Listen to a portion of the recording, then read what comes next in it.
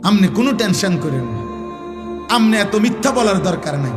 আমনে এত সুদ, এত কিস্তি, এত বাটফারি সিটারি জিফুতের লাগিয়া করছি না, না লোভের কারণে করছেন, স্বার্থের কারণে করছেন। কোন সুদখোর মনে রাখবেন স্ত্রী সন্তানের প্রতি দরদি না। কোন কিস্তিখোর যারা কিস্তি নেয় এই হারামখোর মূলত স্ত্রী সন্তানের মায়ায় না, লোভে লোভে লোভে। আপনাকে বলে নাই বেটা স্ত্রী সন্তানকে হারাম দ্বারা পালতে, হারাম দ্বারা তার সংসার করতে।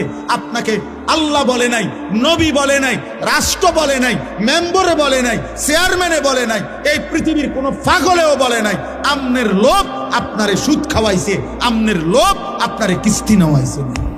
আপনি হারামখোর মিয়া। কোন হারামখোরের সন্তান মানুষ হয় না, আমি বলে গেলাম, লিখিত দিলাম, লিখিত। সুদখোরের সন্তান মানুষ হয় না, কিস্তিখোরের সন্তান মানুষ হয় না, ঘুষখোরের সন্তান মানুষ হয় না। যদি বলেন মানুষ হইছে আমারে বলেন, আমি দেখতে যাব। আপনি কি দেখাইবেন?